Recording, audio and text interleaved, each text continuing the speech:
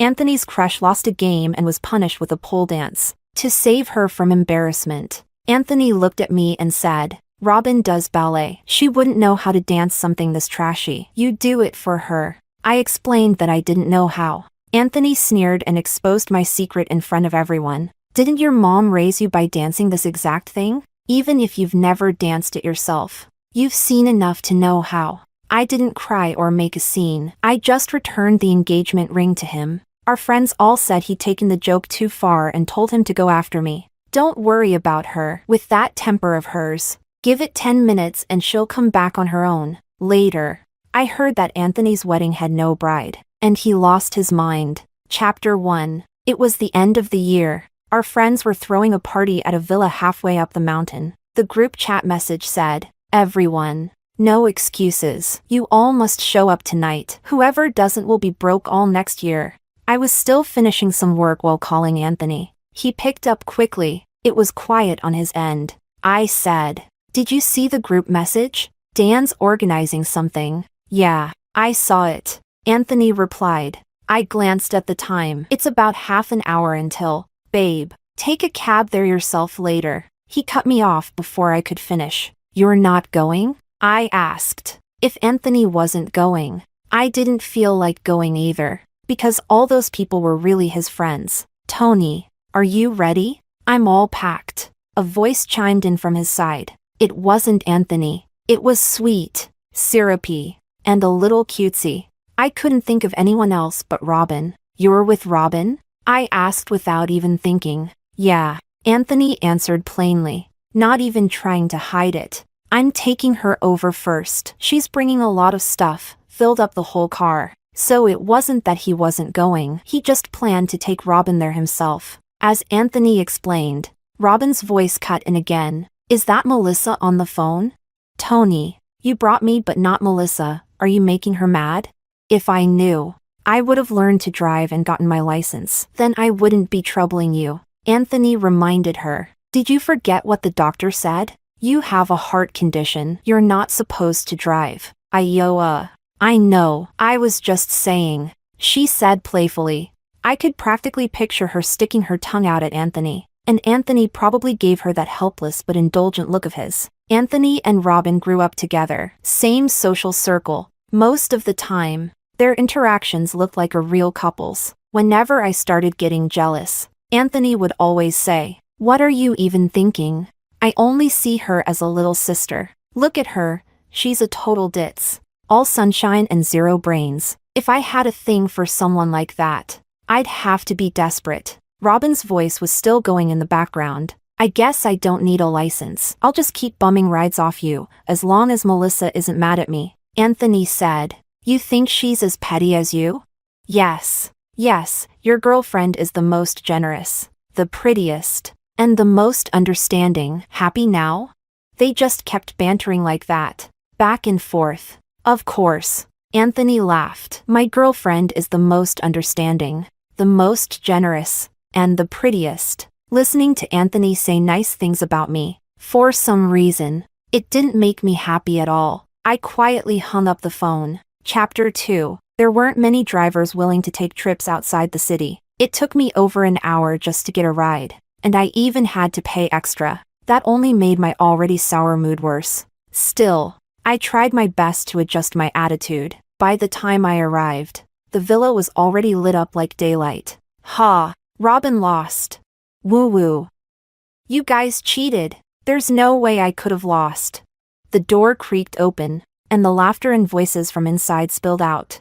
I saw 4 or 5 people gathered around a table playing a board game. The others stood around watching. Robin had apparently lost, puffing up in protest. "No way. That round doesn't count. We're doing it again."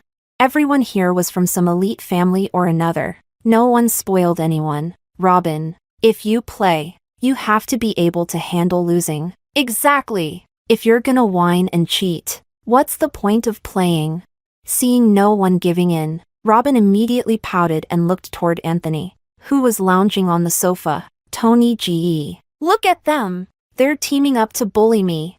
The Liu family was top tier in this circle. As the heir to the Liu Corporation, Anthony was someone nobody dared cross. Robin had picked the perfect person to back her up.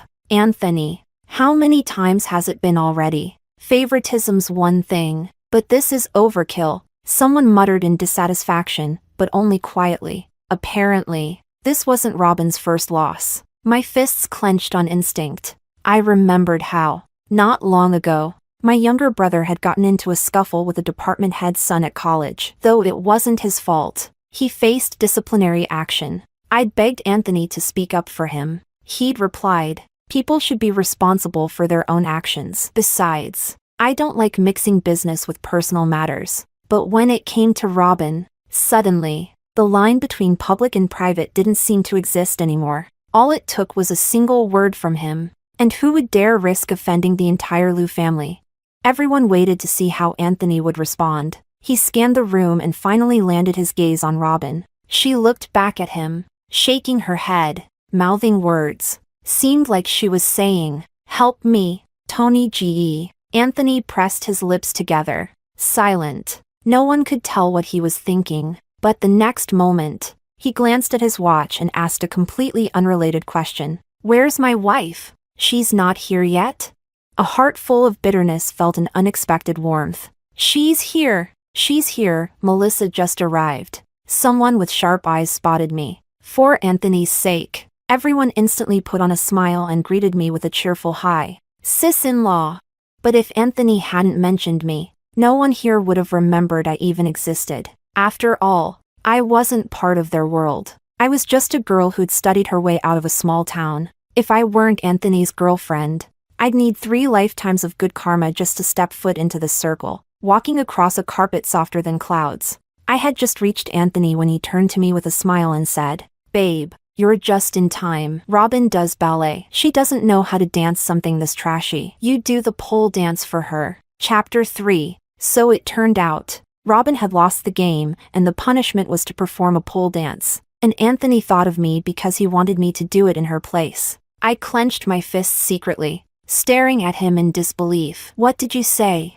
Anthony really thought I hadn't heard him clearly, so he repeated it. "You came just in time. Robin lost the game, so you can dance for her." Hearing Anthony's casual tone made my heart sink. "Melissa, I didn't expect someone as quiet and elegant looking as you to actually know how to dance such a sexy routine. Guess appearances can be deceiving. I'm counting on you then."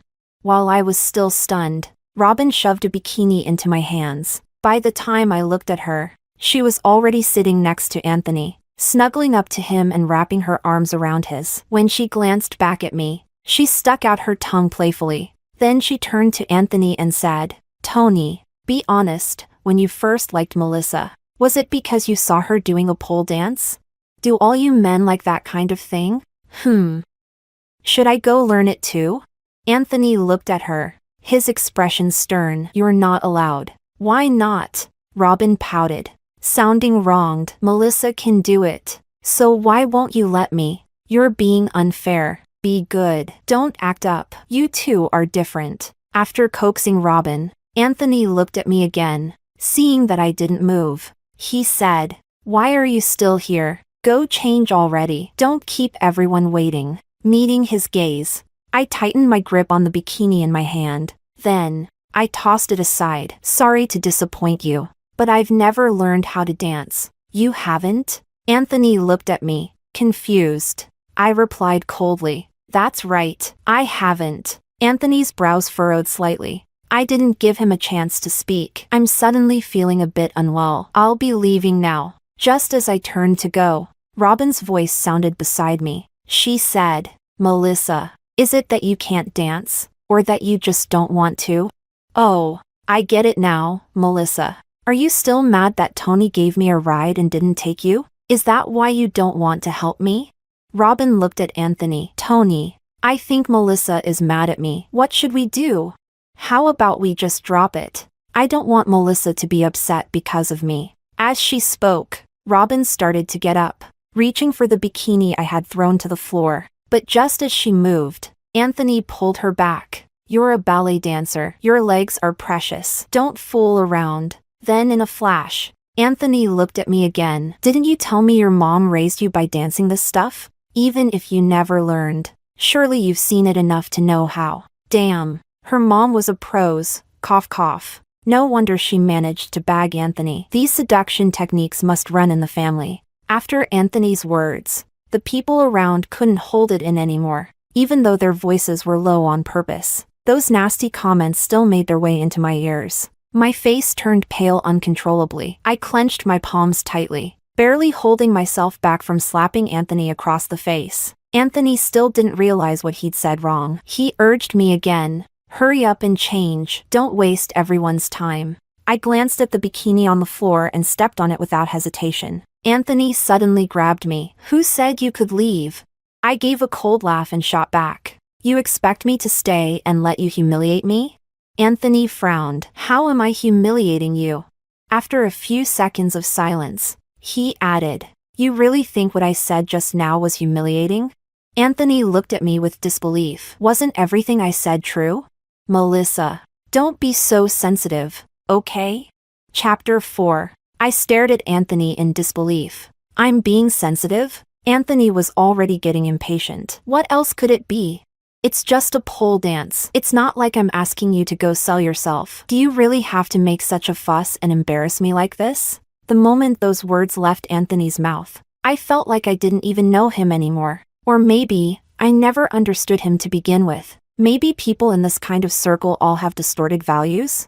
My story with Anthony began in a bar. At the time, I had no money and needed to pay my younger brother's tuition. Desperate, I took a part-time job as a waitress at a bar. On the day I met Anthony, the pole dancer scheduled to perform didn't show up, and the manager, flustered, asked me to fill in. I told him I couldn't dance, and he said, "Doesn't matter. You're pretty and have a great body. Just go up and move around a bit." Even after hearing that, I still didn't want to do it. Then the manager said he'd pay me more. And so, I gritted my teeth, changed into the outfit, and went up on stage. But I truly didn't know how to dance. My random movements didn't impress the crowd. In fact, they started yelling at me. "What the hell is this? Stop pretending and give us your dirtiest moves." "Damn, what kind of place is this? Quit acting all pure. You're already out here selling it and still acting innocent. Keep this up and we want our money back." Seeing things not going as expected, the manager blamed it all on me and forced me to start dancing properly. Otherwise, he said he'd dock my pay. Back then, I had just stepped into society, with little experience or know-how. The moment someone raised their voice, I'd freeze up and start crying like an idiot. That's when Anthony appeared. As the bar's biggest shareholder, he got a quick rundown of what had happened. Then he announced that all drinks that night would be on the house. I thought that was the end of it, but then he turned around and demanded the men who had insulted me to apologize. If they refused, he said he'd get a lawyer to sue them. Under Anthony's pressure, those men obediently apologized to me. Afterward, he asked me to stay behind. I thought he was going to scold me for what had happened, but instead, he simply said, "Life's already hard enough. You're doing fine. Go home and get some rest." In that moment, those words, and the man who said them, felt like a ray of light piercing through my heart. He seemed different from others. He understood. He understood what it meant to struggle, to scrape by at the very bottom just to survive. So as we got closer over time and started dating, he gradually learned about my past. But in the end, it was the person who knew me best who drove the knife in deepest. A voice snapped me back to reality. Robin said, "Tony, maybe we shouldn't pressure Melissa like this. It's just a dance, but it kind of feels like we're bullying her." "Not bullying?" I snapped at her. "If your mouth's so capable, why don't you go do it?" Anthony didn't like that. "Didn't I say it already? Robin's a ballet dancer. She can't do that kind of vulgar dance." Hearing that, something in me died. I nodded. "All right." I took off the engagement ring from my hand and threw it in front of him. Not long ago, during the proposal Anthony had orchestrated himself, he had placed this very ring on my finger. I had been moved to tears back then, thinking I would spend the rest of my life with Anthony. I never imagined I'd be giving this ring back so soon. Anthony stared blankly at the ring I had thrown to the floor. "Melissa, what do you mean?" "I'm giving back the engagement ring." I looked straight at him, pausing between each word. "Anthony, we're breaking up."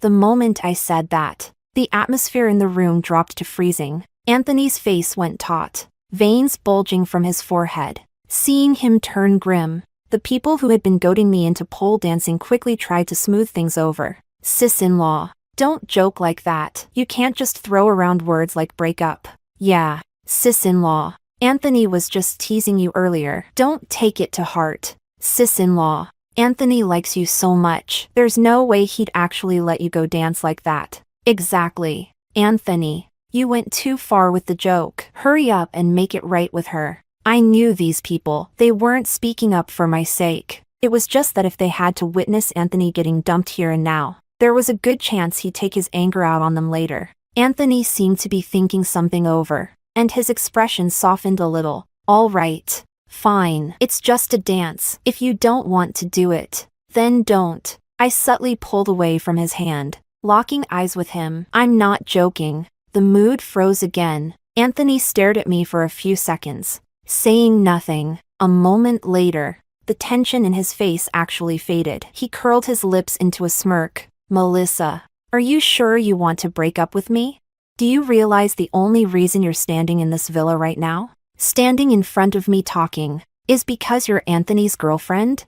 With your background, if not for me, you wouldn't even qualify to set foot in here. Don't push it. Anthony looked down on me like he was above it all. He seemed certain I'd back down. I gave you the ring back. Starting today, we're done, completely. I didn't look back as I walked out of the villa. Chapter 5. As I walked out of the villa, behind me, I heard Anthony's friends. Anthony, you're not going after her? Yeah, man, I think she's really mad this time.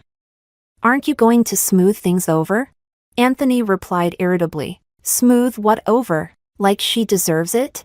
Don't worry about her. With that damn temper of hers, give it 10 minutes, she'll come crawling back. He sounded so sure of himself. After all, in all the years I'd been with him, every argument ended with me giving in first. I had a bad temper, and Anthony wasn't any better. But for the sake of keeping our relationship intact, I was always the one willing to bend, again and again, crossing my own lines just to make it work. What I didn't expect was, it was precisely because I kept backing down that Anthony had become so shameless and arrogant. I didn't want to hear another word. This area was remote, and it was a long time before any driver accepted a ride request. I had no choice but to keep walking, hoping I'd come across a passing car. It was late autumn, and the temperature outside was freezing. The villa had been warm, so I hadn't worn much when I left. The cold wind whipped past me, and I couldn't help but shiver. A dull ache stirred in my abdomen.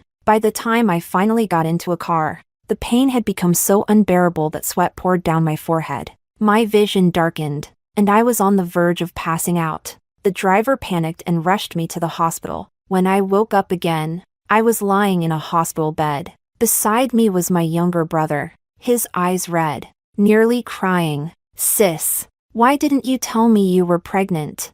Do you know that if we'd gotten here any later, you could have lost the baby? I looked at him, completely dazed. Pregnant? What do you mean, pregnant? You didn't know? The doctor handed me a medical report. Your test results show that you're already 2 months along. It's freezing outside today, and you barely had anything on. Plus, you have low blood sugar. You passed out in the car. You young people really need to take better care of yourselves. I took the report from the doctor's hand. It showed clearly, there was a tiny life inside me right now. My brother asked, Sis, aren't you happy? Didn't you always say you wanted to have a baby? My grip on the report tightened. I looked up and asked the doctor, please help me schedule a termination. What? Why?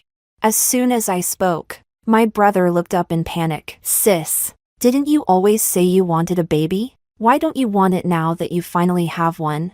Once upon a time, I did want a child, because I always imagined that maybe, just maybe, my mother who had passed away would be reincarnated as my child someday. But now, I just shook my head at him. The doctor was unfazed, clearly used to this. He didn't press the matter. It wasn't until the doctor had left and I was alone with my brother that I finally said, Anthony and I broke up.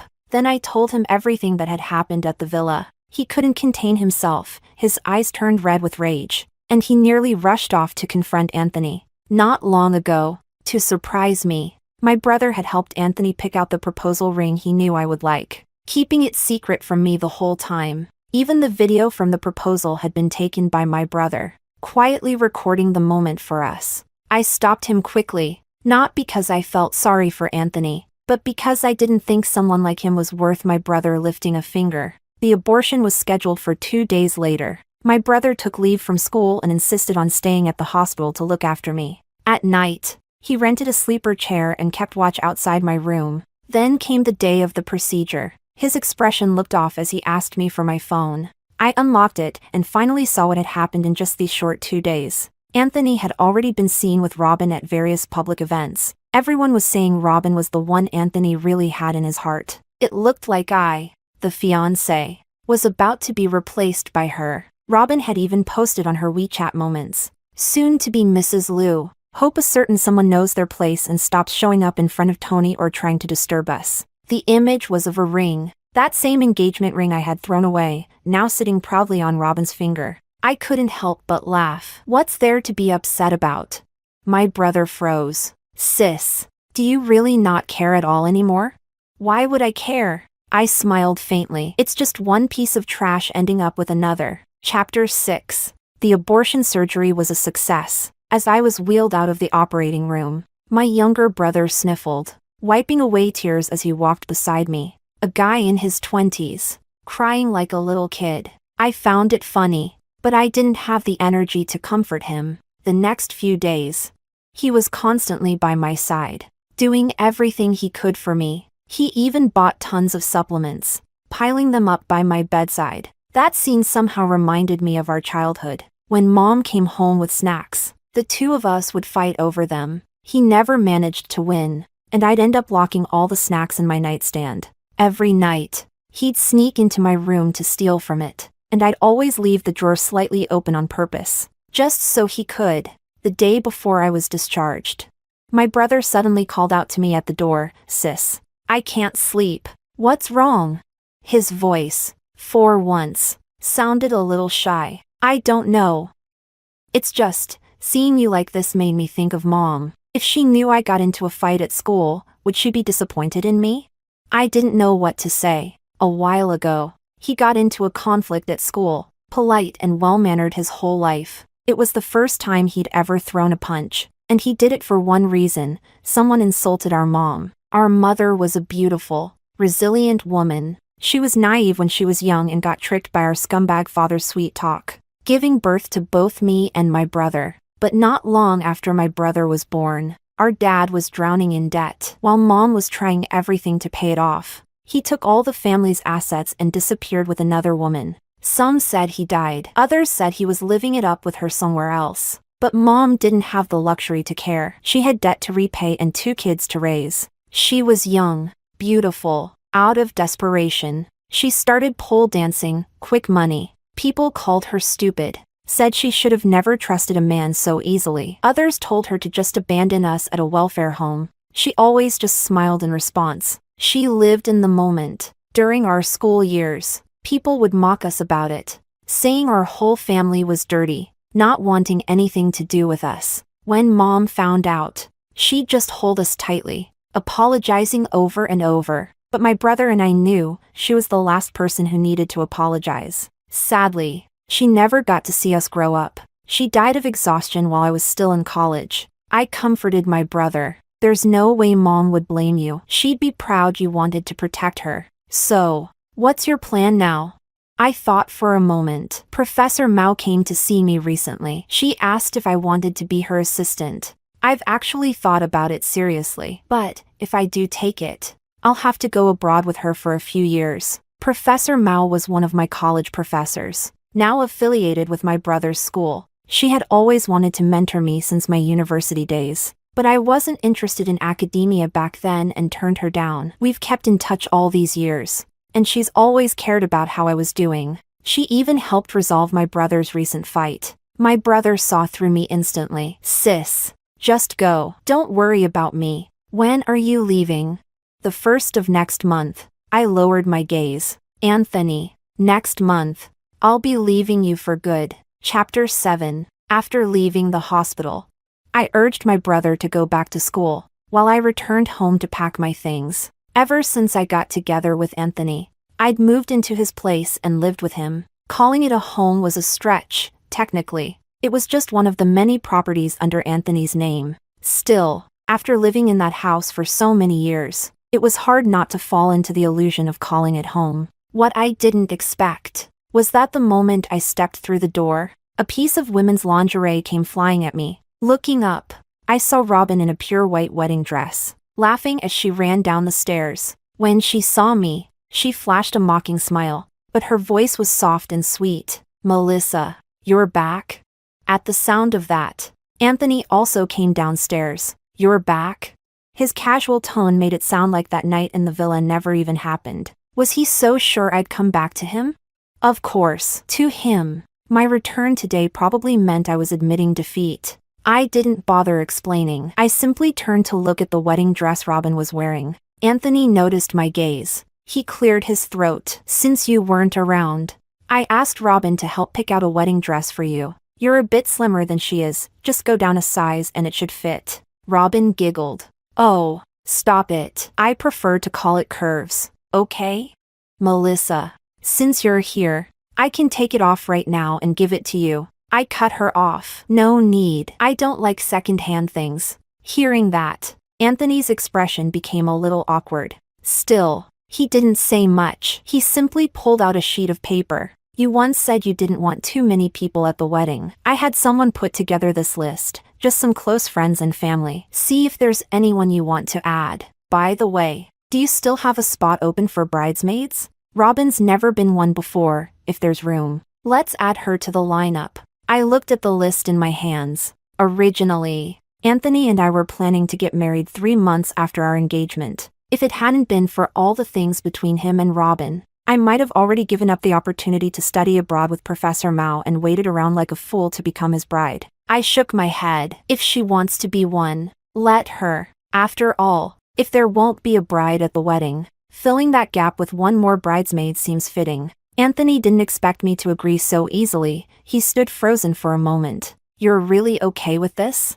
I brushed past him and went upstairs. He tried to follow, but Robin stopped him. "Tony G. Come help me pick out a bridesmaid dress. It's my first time being one. You know, what if I accidentally pick something that outshines Melissa?"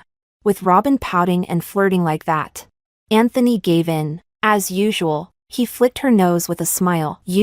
As the sound of their footsteps faded away downstairs, I received a message from Robin. "Melissa, you've really got some nerve. You're still clinging to him while your fiancé is helping another woman pick out dresses? Let me tell you something, Tony G's been bored of you for a long time. Don't you feel shameless hanging around like this? Even if you did marry him, so what? All I have to do is curl my finger, and he'll come running right back to me." I let out a soft laugh. "That trash Anthony, people were actually fighting over him?"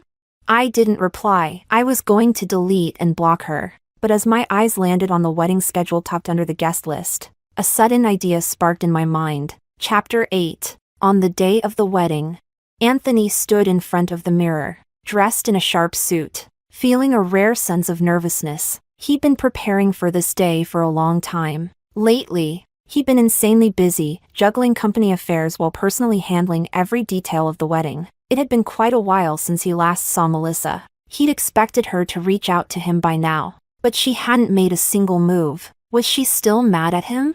The thought unsettled Anthony. Over the years, he and Melissa had their fair share of arguments. Whenever they fought, Melissa would always get emotional. Anthony preferred peace and quiet, so whenever Melissa got loud or dramatic, he would just cut off all communication, emotionally freeze her out for a while. It always worked. Before long, she'd show up at his door with teary eyes, asking him for forgiveness. He thought this time would be no different. But ever since their argument at the villa, Melissa hadn't reached out at all. Even when they saw each other at the house later, her attitude remained cold. No matter what he said, all he ever got in return was a bland meme, as if she didn't care about him at all anymore. Still, at least she seemed to be taking the wedding seriously. He'd been hands-on with the entire process, and she hadn't been idle either, busy with something of her own. Even so, Anthony couldn't shake the unease in his gut. Something about Melissa felt different lately, but he couldn't quite put his finger on it. Anthony, the guests are waiting outside. Where's Melissa? She's being watched closely. The bride already has her veil on and is ready to go. Anthony gave a small nod as the officiant's voice filled the hall. Anthony stood at the altar, watching the veiled bride slowly walk toward him. The wedding dress looked a bit tight on her. A flicker of discomfort flashed through Anthony's mind. Before she could reach him, he stepped forward quickly and lifted the veil. Why is it you? Under the veil was not the face he longed for. Instead, it was Robin, looking shy and bashful. Tony, before the guests could even react. The massive screen at the front of the hall lit up. Photos and videos began flashing across it, scene after scene of Anthony and Robin together. Them holding hands, embracing, even kissing when they thought no one was watching. It was all laid bare on the screen. Toward the end, Robin's repeated taunts and insults directed at Melissa played as audio clips. Melissa, look at yourself, raised by some pole dancer. And you think you're worthy of clinging to Tony G? You really think Tony G wants you? He's just playing around. He'd never actually marry someone like you. And even if he did, so what? Marriage means nothing every time you're gone. Tony G's with me. He just hides it from you. That's all. Robin's face turned ghostly pale, and at the very end of the video, a medical report appeared on the screen. It showed the existence of a small life, Melissa's unborn child, lost too soon. Chapter 9. After the video finished playing, the entire venue fell into dead silence. Someone whispered, voice trembling, "That test result, was it?" Quite a few people present recognized it at a glance. That's a prenatal checkup. Wait, was Melissa pregnant? The veins on Anthony's forehead bulged as he threw a punch straight into the screen. Robin shrieked in fright. Where's Melissa? Anthony's voice trembled with restrained fury. Where did you take her? Tony G. Listen to me. I didn't mean for this to happen. It was Melissa. She's the one who said I should take her place and marry you. Tony G. I just love you too much. That Melissa, she's just some trash raised by a pole dancer. What's so great about her? If she hadn't kept clinging to you all these years, we would have been together long ago, right? Robin clung tightly to Anthony's waist as she spoke, but Anthony shoved her off with pure disgust. With the force of that push, Robin stumbled and fell to the floor. Her hair was disheveled, and she looked up at him in panic and despair. Tony G. What are you doing? Didn't you say it yourself? That if Melissa were out of the picture, you'd marry me? Well, now she's gone, and I've married you. Aren't you happy? Shut up. Anthony's roar cut through the air. Robin, who had been crying so hysterically a second ago, fell silent in an instant. Anthony didn't spare her another glance. He pointed to the entrance. Go find her. The people around him hesitated. Anthony, this is a bunch of useless idiots. Didn't you hear me? Mobilize the entire Lou Corporation. I want Melissa found. If you don't find her, every last one of you can pack your things and get out. With those words, a wave of people rushed out of the hall in chaos. Even the wedding guests were quickly ushered out. One by one, Robin was no exception, dragged out of the venue by Anthony's men, just before she was taken away. Anthony looked down at her coldly from above. Strip that wedding dress off her. That dress belongs to Melissa. No other woman has the right to wear it. Robin's eyes widened in shock. Before she could say a word, she was pulled into the changing room. Once the room fell quiet again, Anthony slumped to the floor and lit a cigarette. On the big screen, what was supposed to play was a slideshow of the memories he and Melissa had made over the years. Their first meeting, his confession, the first restaurant they ever went to together, every anniversary, each of their birthdays, his proposal, all of it had been captured through the lens of a camera. Anthony had turned those cherished moments into a photo album. He had planned to give that album to Melissa as a wedding gift. Melissa had always loved documenting life's little things. In her words, she liked to hold on to every beautiful moment. Anthony used to scoff at her for that. But before he realized it, he'd started following her rhythm, painstakingly preparing that album for her. Agitated, Anthony pulled out his phone and tried calling Melissa, but long before he'd even noticed, Melissa had already blocked him. She had blocked every single way he could contact her. Even the people closest to him, every avenue cut off. The only way to find her now was to have his secretary look into it. Anthony sat there in pain, muttering under his breath. Melissa. A feeling crept into his chest. This time, Melissa was really gone. Chapter 10. The scandal from Anthony's wedding quickly exploded on social media. After all, he was the sole heir of the Lou Corporation. Every word and action of his was enough to cause a storm online. Let alone this time, it wasn't just a scandal, but also a public apology. Baby, I was wrong. I really know I messed up. I'm not asking for forgiveness. I just want to see you one more time. If you're willing to see me, I'll give you all of my Lou Corporation shares. That video was shared wildly, so much so, it even spread overseas. After all, getting Anthony's shares meant getting the entire Lou empire. Many in the business world called him insane, throwing everything away for a woman. Some even started digging into the past between Anthony and me. Everyone wanted to know, who was this woman that, just by being in a relationship, could earn the entire Lou Corporation? And the only reason I knew about all these online discussions was because my brother called to tell me, "Sis, you have no idea. Everyone at school is talking about it like crazy. Anthony's come looking for me a few times too.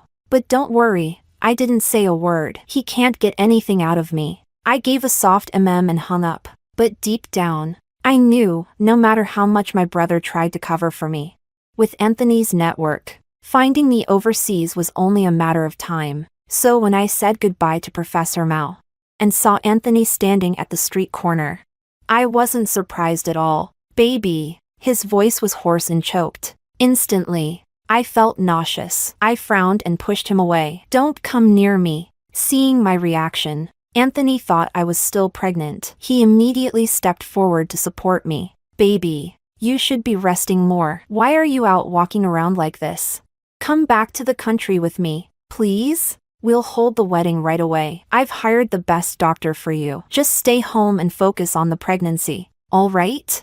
When I ignored him and walked right past, Anthony panicked. "Baby, don't be like this. Please. I know I was wrong. I'll apologize however you want. I'll do whatever it takes. But you're still pregnant if you're angry. The baby feels it too. Just for the baby's sake. Don't stay mad at me, okay?"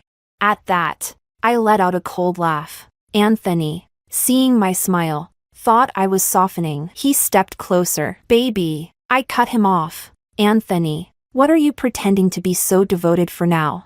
The baby? That baby's long gone. After the humiliation you put me through at the villa, do you really think I'd still be carrying your child, waiting to live a blissful life with you? Let me tell you, dream on. I would never allow my child to have a father as filthy as you." Anthony looked up in disbelief. "You mean, our baby is gone?" I stared at him coldly. "If you don't believe me, go back home and check the hospital records yourself." He stood there, stunned. I tried to walk away, but he grabbed my wrist, shaking his head like a madman. Anthony muttered, "No, baby, you're lying. You've always wanted us to have a child. Now that we finally had one, how could you possibly get rid of it? I don't believe it. Hit me, yell at me, do whatever you want, but don't lie to me about the baby. Please." I jerked my hand free with disdain. "Who would bother lying to you? If you want the truth, go ask your secretary to check." As the words left my mouth, Anthony looked like he'd been struck by lightning. He collapsed to the ground in defeat. I walked around him, ready to leave, but then I heard his voice behind me, raspy and broken. "Why? I was its father. Why didn't you even talk to me about it? How could you be so cruel as to just get rid of it?" I stayed silent for a moment. Then I asked him quietly, "When you stayed with Robin and mocked me for being a pole dancer, did you never think it would lead to this?" Chapter 11. That day, Anthony waited downstairs for a long time. I didn't show him even a sliver of kindness. I turned around and called the police. After the officers took Anthony away, he didn't come looking for me again for quite some time. According to my brother, after Anthony returned to the country, he first tracked him down and asked everything he could about me. Then he went to the hospital, and checked the records. When he found out that I had really gone through with the abortion, he completely lost his mind. The Lou Corporation took a massive hit as a result of the scandal he brought on. Its stock price plummeted. The board of directors held an emergency shareholders meeting and stripped him of his control. Even the Lou family kicked him out. And just then, Robin, now visibly pregnant, insisted on marrying him. Anthony agreed. Then, on the day of their wedding, he personally pushed Robin down the stairs in front of all the guests. Robin died on the spot, and Anthony was convicted of premeditated murder and sentenced to death. The execution date is approaching. My brother was the one who told me all this. After settling down abroad, I helped my brother apply for study abroad too. By the time his program finishes, Professor Mao's research will also be complete. Then, we'll return to the country together. During Spring Festival, the three of us sat around a hot pot together. It was Mom's favorite meal. Amid the rising steam, my brother and I were both in tears.